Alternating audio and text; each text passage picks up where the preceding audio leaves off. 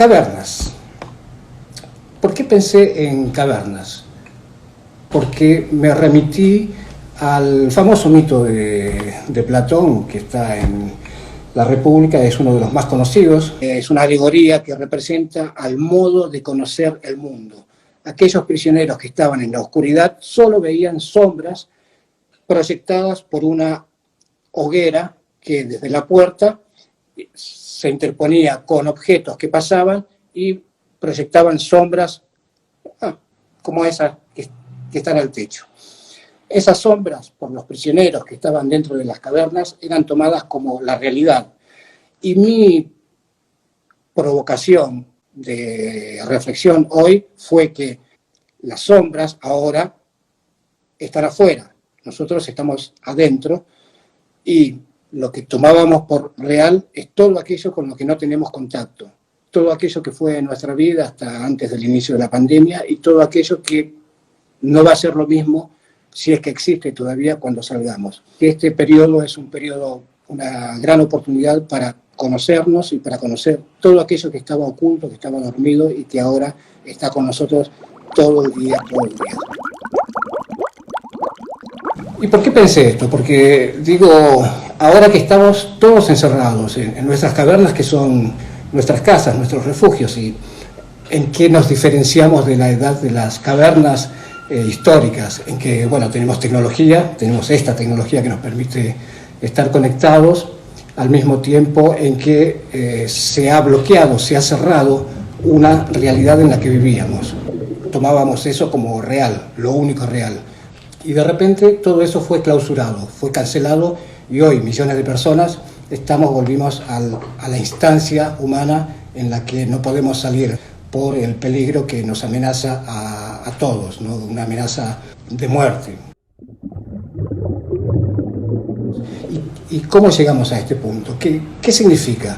¿Qué significa estar dentro de una caverna en un momento en el que la imagen que tenemos de los cavernícolas es una imagen como de principios de la civilización, ¿no? Es algo muy remoto, un momento en el que estábamos colocados delante de la naturaleza como principal fuerza desafiadora y teníamos que vencerla.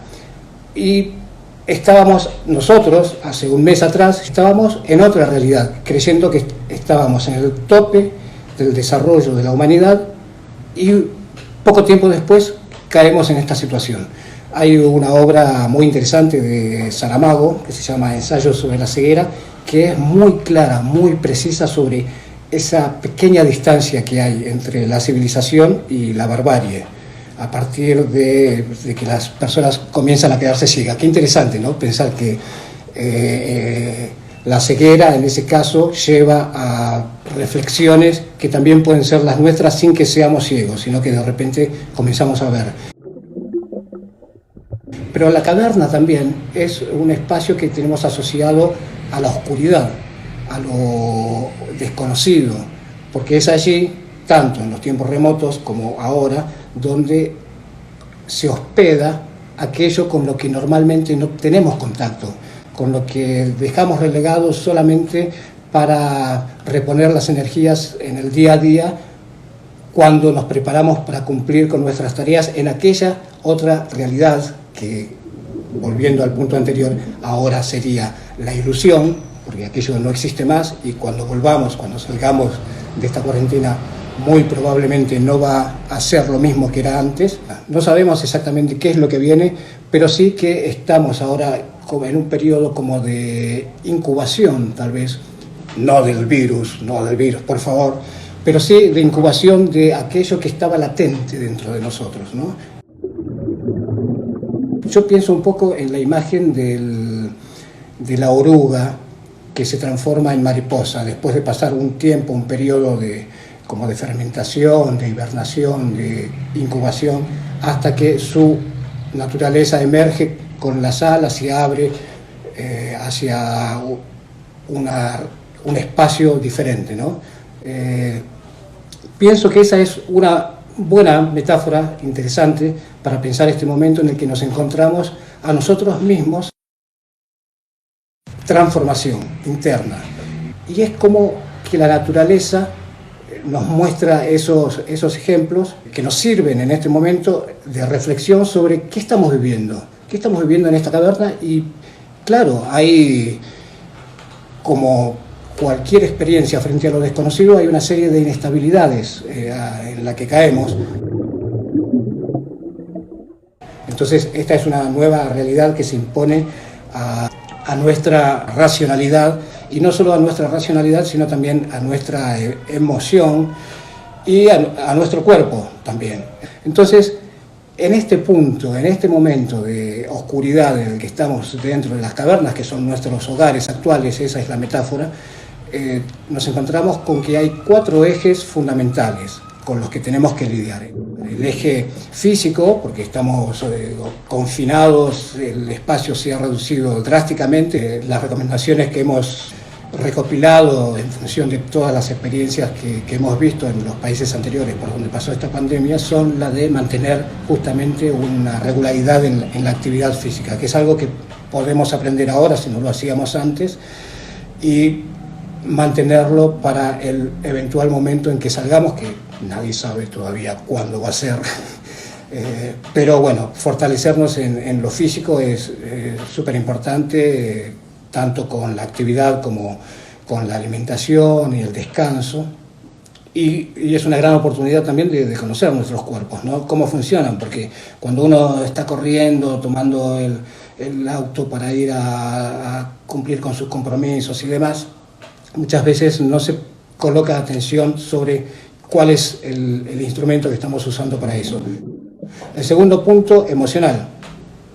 Somos diversos y tenemos diversos grados de sensibilidad emocional, y esto, una situación como esta, extrema, nos impacta, naturalmente, impacta de lleno en nuestras emociones, y ese es un caso importante de mantener en foco, ¿no? En foco, que ya hemos pasado o estamos pasando o vamos a pasar por momentos en que parece que las emociones, sean positivas o negativas, parecen estar en primer plano y dominar la situación.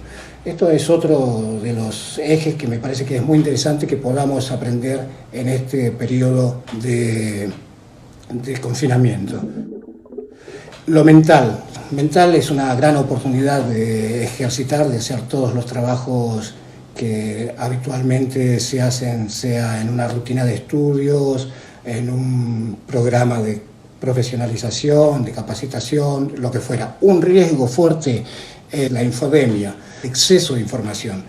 Este es un punto sobre el cual podríamos desarrollarlo bastante, porque no apenas tiene que ver con el exceso de noticias o fake news o memes o contenidos intrascendentes, sino también con contenidos de entretenimiento que hacen, en definitiva, tirarnos el foco de aquello que está en primer plano, que somos nosotros, nuestro cuerpo, nuestros pensamientos y nuestras emociones. Bueno, la cuestión espiritual, cada uno tiene su fe o su no fe, y también es una gran oportunidad de construir una conexión con aquello que le da sentido a su existencia, para poder fortalecerse, que en definitiva todas estas facetas, todos estos frentes tienen que ver, en mi opinión, con una gran oportunidad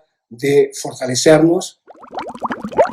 Son ejes primordiales a los que tenemos oportunidad con este encierro en la caverna de prestarle mucha atención y de colocarlo en primer plano y de aprender mucho sobre su funcionamiento. No sabemos cuál va a ser la duración en cada país, dependiendo de la gravedad del asunto, dependiendo de cómo se comporte la gente, cómo se comporte el virus, cómo se comporte la pandemia y cómo reaccione el resto de la sociedad. Va a tener una duración más o menos extensa. Incluso hay algunos analistas que anticipan que este es el nuevo modo en el que vamos a vivir los humanos, esto de encerrarnos cada tanto, salir, volver a encerrarnos. Entonces es algo inédito, es algo que todos estamos aprendiendo. Nadie tiene una verdad absoluta, ni siquiera sobre la cura de la enfermedad del COVID-19. ni sobre cómo actúa el virus, ni cómo va a responder la economía, ni cómo va a responder el ambiente.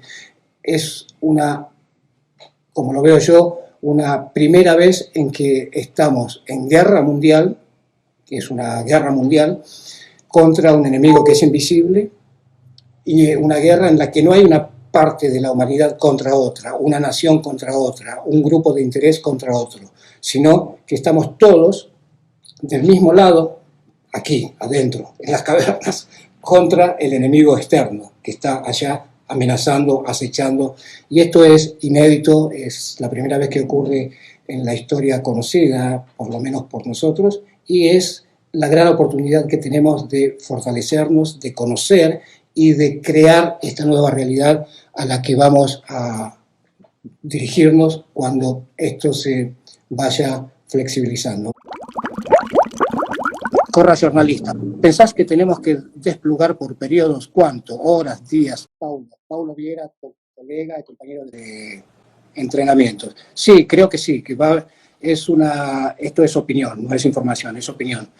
Creo que llegamos a un momento a partir del cual vamos a tener que adaptarnos y aprender esto de que como la humanidad demostró ser tan dañina al ambiente, esta es una interpretación, el ambiente responde, tal vez si este virus es una respuesta a la acción destructiva humana, naturalmente ahora como hemos llegado a casi al límite, se va regulando y es muy probable de que todo lo que estamos aprendiendo durante esta pandemia determine un estilo de vida en el que no sea tan necesario como era hasta hace un tiempo tener que salir, ocupar las calles. De hecho, una cosa que escuchamos mucho es que el ambiente en las ciudades está más limpio, que los ríos están más transparentes, más puros, y que esto se debe a